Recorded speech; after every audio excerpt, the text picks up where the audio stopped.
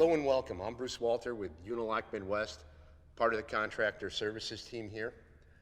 Today I'd like to discuss with you something that I've grown very passionate about, and it has nothing really to do with the pavers that we manufacture here at Unilock. It's really about the bases that you guys are currently using. So let's start by taking a look at installations like you see here on the screen. So this is an installation it's 20 years old. We might often refer to this as we have some base failure going on. One thing that I'd like to point out in this settlement area here is the open joint space that you're going to see between those pavers. It wasn't initially installed like that, but over the test of time, this system has begun to open up a little bit in that joining area. All right, I'll explain a little bit our reason and philosophy, what we see going on those installations. Now this is one too that is interesting because while the other one was a 20-year-old installation, this one is only a year and a half old. It originally was installed in this drive application and had to been reconstructed. So the material was torn out based on this installation, and then it was reinstalled with a proper amount of depth. So we had engineers on that site that were visually taking a look to identify that there was 18 inches of dense base material installed, properly installed, proctored density testing ongoing, but yet in a short amount of time, this is the end result. A few things worth mentioning here is already we're identifying that bedding material has been compromised. It's been softened and saturated, and how do we know that? Because that white limestone residue that you see are the fines from that dense base material. So it's not necessarily strictly about time or improper base. Oftentimes it's related to water. Two factors that come up with water that we'll discuss today are erosion and saturation. So erosion potentially here in this installation came about by two large impervious surfaces that drain water specifically to this point. It began to erode that joining material. Once that joining material was eroded, saturation now on the fines below it, that supporting system, began to get compromised. Let's look at what water does. Not only erosion and saturation, but through freeze-thaw pressures, that freeze-thaw cycle, the expansion of water by 9% by volume is going to incur. So a cavity such as this, we have freeze-thaw pressures expanding that cavity, typically in the path of least resistance, and the end result is that cavity is slightly expanded, all right? This will come into play in some of the situations that we're going to take a look at. Let's start out by looking at traditional base. Traditional base is standardized by a lot of organizations such as ASTM. ICPI has their standards. The DOT, Department of Transportation, also has their standards. And basically, that standard is a representation of the quantity and percentage allowable in a compliant mix design from our quarries. So the amount of 3/4 inch stone available in a traditional ASTM D2940 base. Let's call it crusher run for the sake of many of us, because that's quite a mouthful as far as the ASTM standard. But also, it's going to contain an allowable percentage of fines, and those are the ones that most concern me during our installations. Well, let's look at a good reflection here of our crusher run ASTM D2940. All right, you're going to see that we've had a nice mixed blend of the 3/4 larger stones, but then the medium gradations as well as down into some fines. So this is a great example of that. Now, whether or not your quarries are actually producing that can be suspect. I think a lot of us as installers see good base material, and then we recognize some base material that perhaps doesn't have the quality, and let's take a look. So here I've got a bucket of material. This is grade 8 base by a local material, and what you're going to see in this is I've got quite a bit of 3/4 inch gradation and quite a bit of fines. What's happening here is that out of this quarry, I know for a fact that they will sieve out their medium gradation here. So that this is the 𝐜𝐨𝐬𝐷 number 8s. They provide that to adjacent manufacturer of asphalt. So this is an aggregate used in modified asphalt production. A quarry, like any other business, relies on supply and demand. So if they have the demand from an adjacent fabricator of asphalt, from an asphalt plant, they're going to provide them the necessary ingredients. So the end result is we have a base material that's provided to us during our installations that's slightly compromised.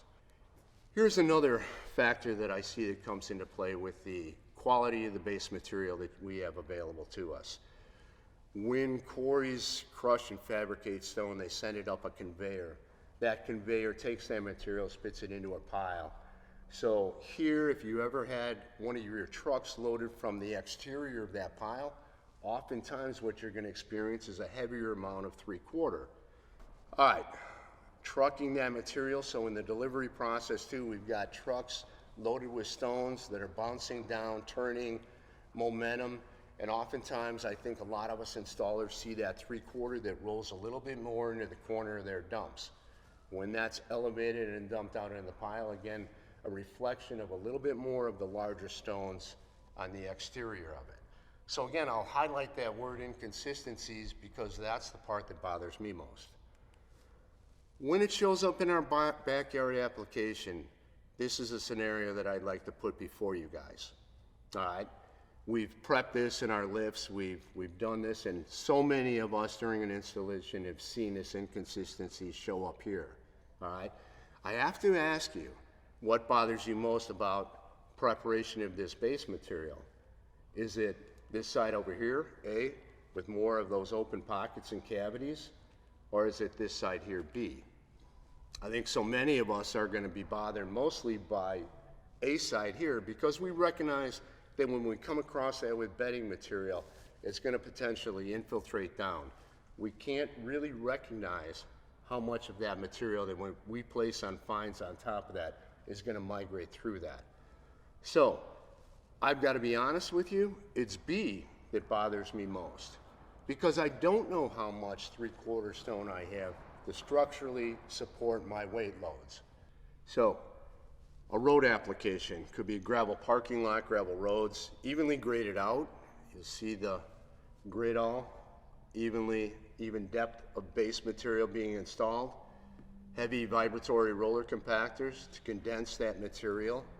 But yet, within a short amount of time, what we'll see is a gravel road that now begins to expose those areas of fines and what happens with water, how they destabilize that area with any downward pressures on it. Now, let's look at some permeable base material. And again, we'll reflect a little bit more here on some consistencies. Notice that we're gonna store 1 inch of rainfall and about 2.5 inches of base material. That's kind of critical, but it's at the low point at subsoil level. So I think that point of water collection is important to know and how it performs long term, what water will do to that installation. Notice a little bit here, we're going to identify some of that void space on clear base aggregates. No matter what the gradation, it could be 2 to 3 inch, it could be 3/4, it could be our chip area of the 𝐸-STM number 8. It all carries the same gradations here with about a 35 to 40% void area. Any downward pressure is going to be contacted and transferred to the adjacent stone next to it. All right, so we have good support. In recognition of that, let's look historically at railroad construction. So here, railroad construction, often in a true level plane, it's supporting massive amounts of weight through rail cars, and what you're also noticing too is that it's going to perform under saturated conditions. So this is a good testimonial, really historically looking at permeable bases, what it does to your hardscape installation. I want to kind of identify a few of the benefits that we've seen during installations with various contractors throughout the years here. One thing that I think is nice that really separates a permeable base from traditional base is saturation areas. So we can't control the amount of water that we get on an installation either before, specifically during and after that installation. So oftentimes with dense base, crusher run, we're going to have to stop that installation in those areas that show puddling water, because we know that our base prep that is to come and follow after that excavation is going to be compromised. Here in this situation, you're going to notice that soil separator again, but we're working through those situations. I personally have been involved with installations where you have 6 inches of standing water. When we're doing our first lift of base material, I am actually plating with water visible at that top level surface. So saturated conditions like that will slow down, if not stop, a normal traditional installation. But here with open graded, you're able to work through those site conditions based on what Mother Nature is doing to us. Now, the other thing too worth mentioning here is that the geotextile is going to be our soil separator. For me personally, I like the drive grid in that area. Again, I'm looking for some permeability to allow water to transfer through and infiltrate in that sub base. What I like about the drive grid that you're seeing here, it's got triangular pockets. So basically your base installation now begins to lock up. This grid will help reinforce your aggregate installation. So it will prevent it from rotating laterally like a sub-base material directly in contact with your aggregates will do. So one thing that we find to help reinforce this area here of soil, subsoil in contact with your aggregates, I highly recommend the application of drive grid. There's going to be a few videos available for you guys to kind of demonstrate really its true performance. But almost like in poured in place concrete has wire reinforcement, I think drive grid offers that same support mechanism to our aggregate base installs. A few other benefits that I like. Oftentimes we're taking water off of downspouts, transferring that beyond our installation, correct?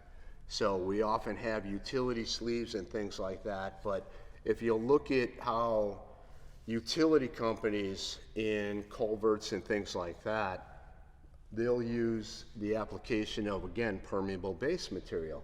So in traditional base, we're restricted by trying to get on the lower end of that pipe some level of compaction. Compaction, again, driving out air pockets and things on traditional base. Here with clear base, it's a whole lot easier because it's coming out of your truck almost at full compaction level. So it's around just over 90%. What you're going to gain by providing compaction on that surface is about 95%. One thing that I also like is its ability to take compaction against a hard surface. So here in our diagram, we're showing it up against concrete, but more importantly, and we'll talk a little bit about raised patio application, that area right behind your wall. So here we've got a step built. You can see I'm easily able to get compaction right to that point. The one thing too, and we'll talk a little bit, is about containment of fines on a traditional base, that here with 3/4, we're not so much concerned about containing those fines at that level of installation. How about the traditional installation? Let's go back to that in comparison.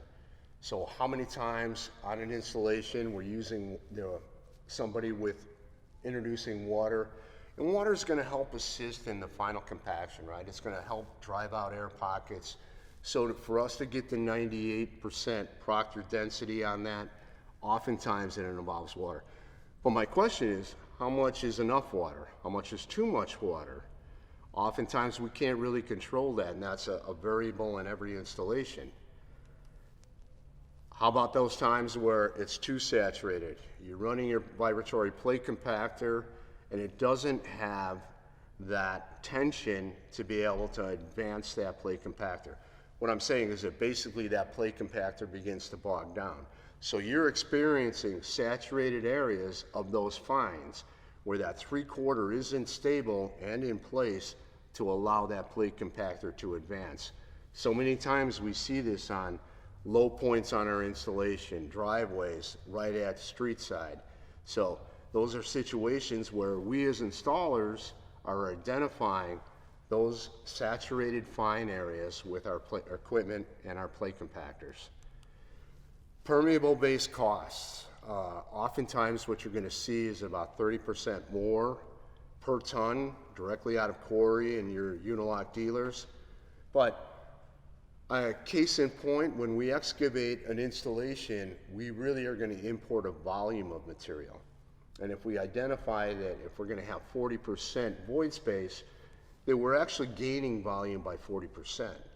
So that's one thing. If you're going to identify to a higher cost material, remember it's about the volume that you're bringing into your installations. So that volume of 3/4 clear is going to get you just that much farther per ton.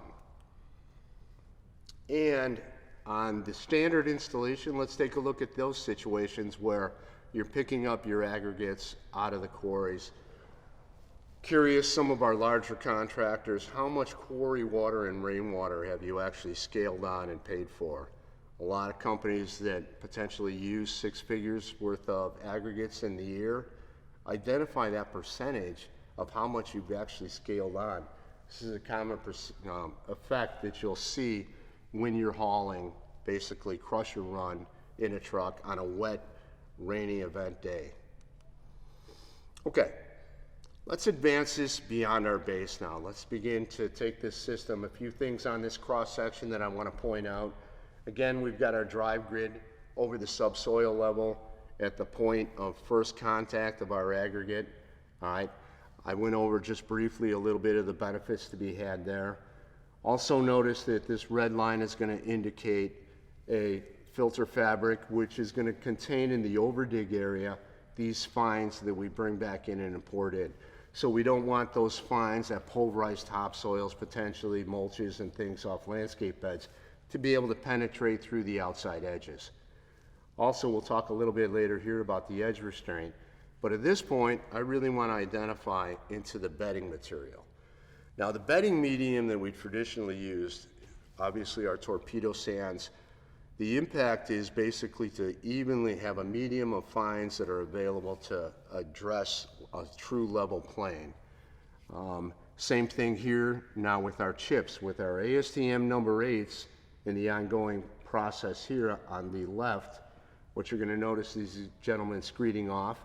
But the few things in using the material, both traditional as well as permeable, I believe that this permeable base will accept some level of deviation. So we need to stay consistent with our bedding depth here when it comes to bedding sand. All right? Typically 1 inch is a constant factor that a lot of us use on our installations. But if we come across areas where base has been prepared a little bit low compared to our line that we want to achieve on our paver installs, and if we go from 1 inch to areas of greater depth of 2 to 3 inches, what that's going to provide is some instability in that area. So a lot of our original guidelines are true in form because those are areas that are going to be suspect, again, to less strength there to support your paver install. So with chips, we remove that water factor out of those fines, and that becomes more of a constant, that transition between your 3/4 inch clear and that ASTM number 8. A few other factors. How many times have we screeded off bedding sand? In that application, at the end of the day, if we haven't covered that with pavers, we're going to tarp that. We're going to protect that. A few other things too. We're not going to walk on that, but again, we're moving that material laterally. So those fines in that system that don't lock up, that potentially are impacted by water, we back all of those issues away when it comes to using the ASTM number 8. Now, let's talk a little bit just briefly about finishing a job, because I know that has changed for me. Usually when we're doing our finish cuts, we're cutting the field in. Here we're doing a wet cut, creating some slurry. It could be even a dustless system that you're doing your paver cuts with now in current new technology.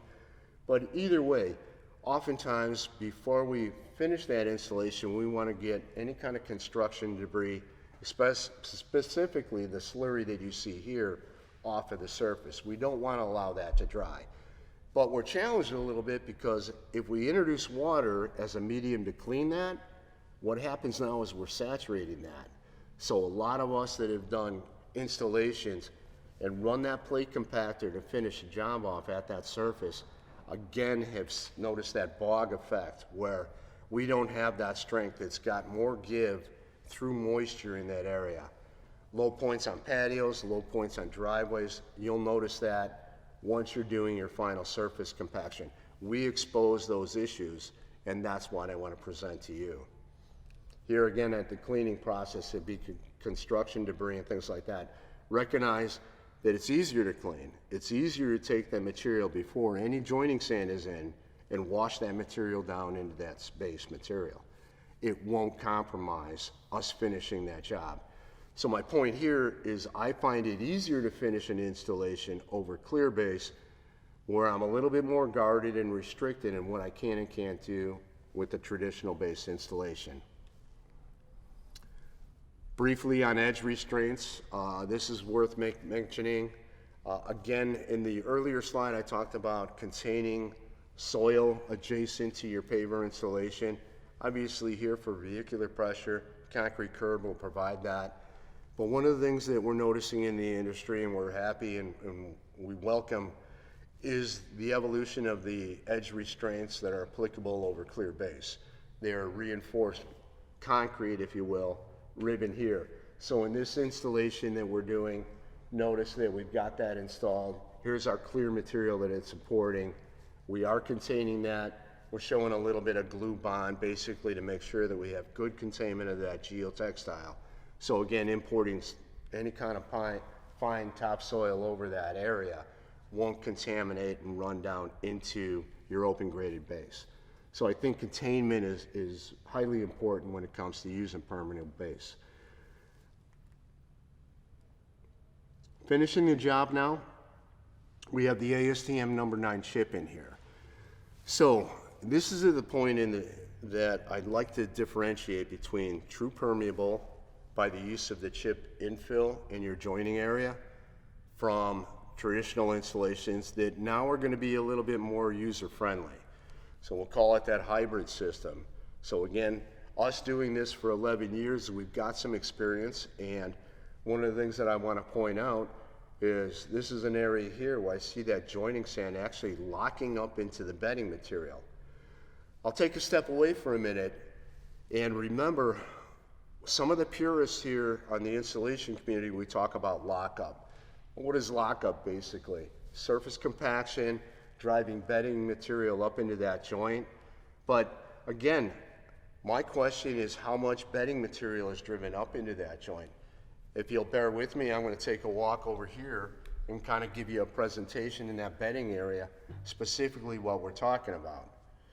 So here I've got a tray, a little bit around 3/4 inch in depth, but at full saturation between two mediums of the ASTM number 8, as well as its counterpart, the traditional bedding sand.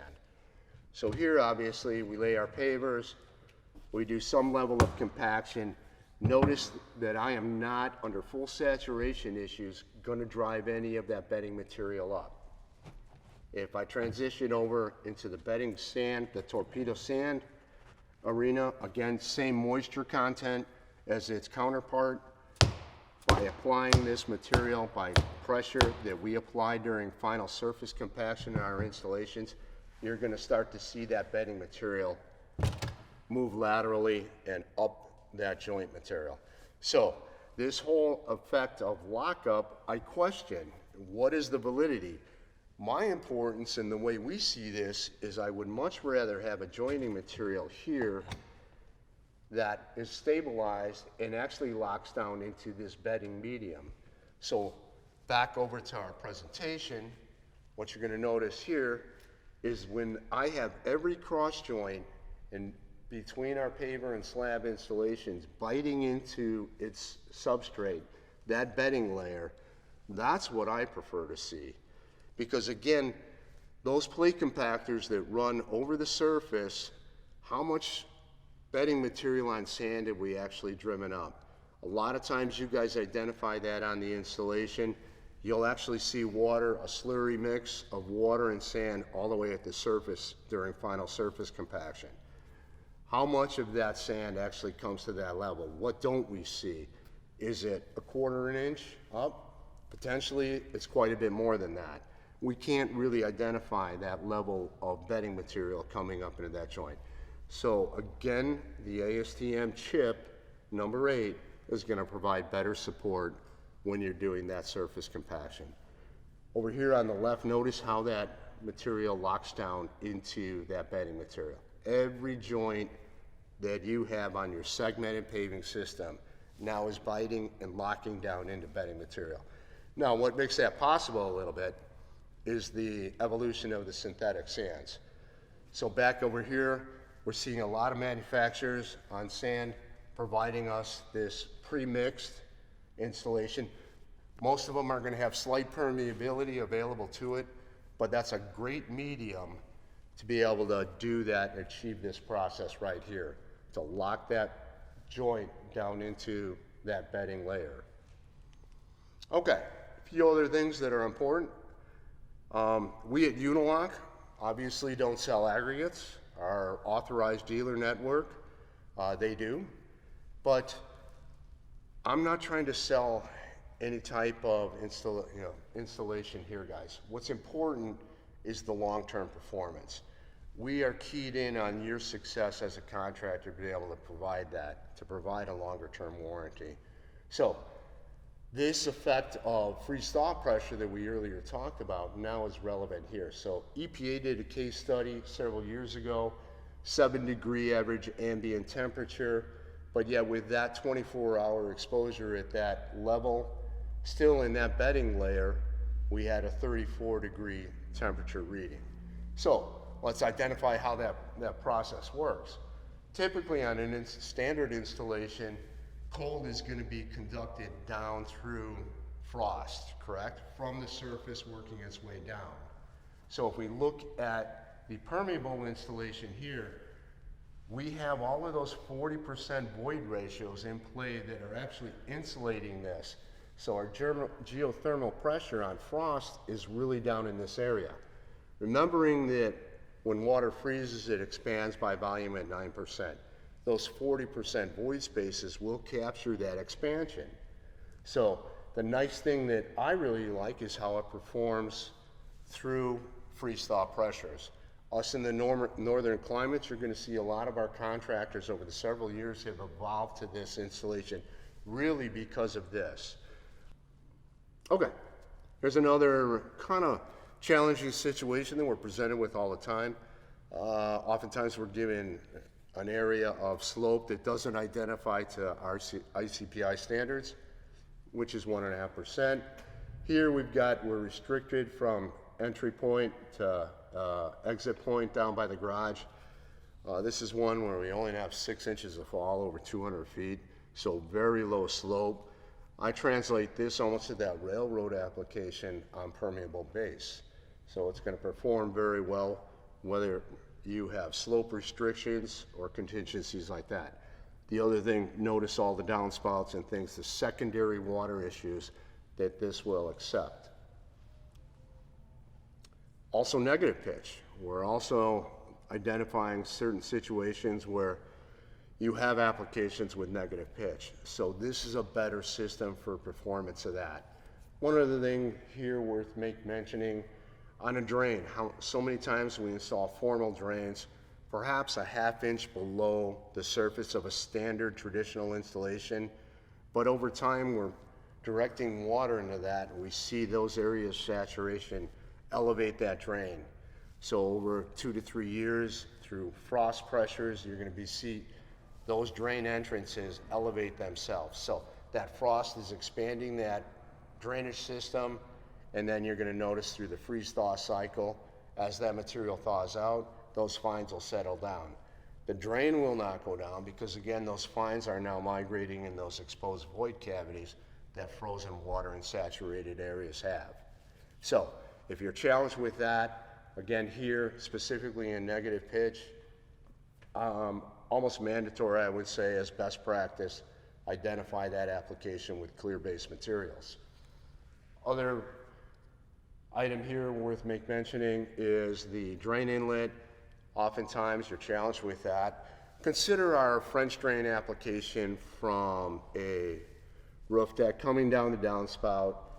We'll build a French drain, dig a 3x3 hole, approximately 3 feet plus or minus. We'll import maybe 2 wheelbarrows of 3/4 clear into that cavity, top dress it, have a surface emitter, et cetera, et cetera. But consider your French drain that you've got built into your installations. You've got yards and yards, tons and tons basically of storage capacity here. So if you can exit that to a lower area, that's great, specifically here where water entry is going to be a challenge on negative pitch. But you know, oftentimes that's not the case, and I think clear base is going to serve your purposes just a little bit better.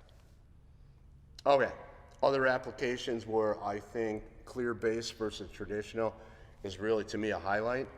Let's look at raised patio, common raised application in the backyard.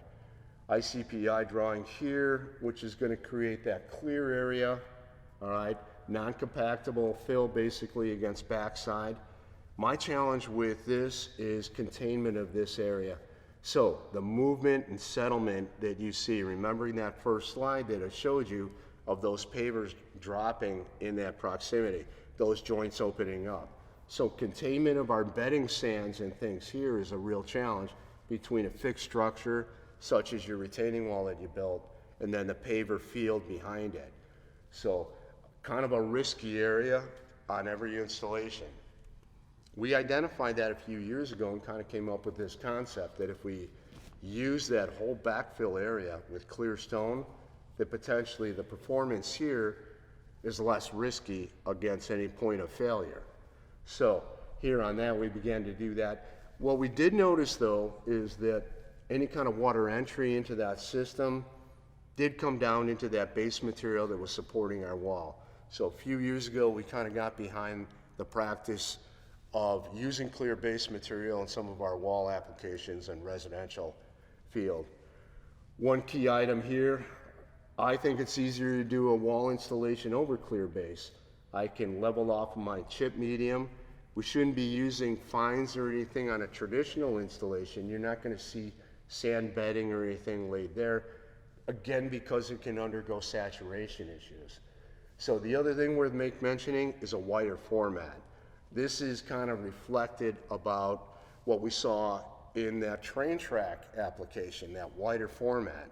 It's also derived a little bit from residential construction where a footing that supports a foundation wall is just that twice the width. So kind of the same concept that is important if you're going to do clear base to support that. So I prefer, honestly, as best practice, and I know a lot of guys do, and what they're doing is they're selling longer term warranties with that. So their traditional 2-year warranty with standard application, now we can get into the application potentially as a salesperson in your company. Once you begin to use the clear base material, you're going to start to educate yourself to what you can sell as far as a warranty goes to that homeowner. Any application, basically, that's our point here. We've got some natural stone, and that's supported a little bit differently with some of cementitious material involved, and we'll have some training videos available to show you specifically those areas. But pretty much here, this is a display area that is completely 100% clear stone, all right? We're restricted a little bit in the elevation, same thing that we saw in that driveway with low pitch. Same applies here in this situation. Very limited on what we can do with runoff. But all our product line basically now, from the Unilock perspective, is supported here by clear base. Here's another application too, poolside. Highly restricted on what you can do with pitches on that. This is an installation here with quilting going on over clear base, and to this day, still performing very well. And lastly, this application here, where we have what I identify to as a traditional base risky installation. We've got 6 feet of elevation change from first step, first landing outside of that door, down to low level grade areas here. So it's 6 feet and 3 level application basically presents itself Again, very risky containing all of those fines. Water's coming. We can't control water. There's nothing we can do about what's coming our way. And if our warranties are impacted by water and the damage they can do on traditional substrates, then I encourage you guys, identify yourself, and risky applications, consider the use of permeable base. Thanks for your time.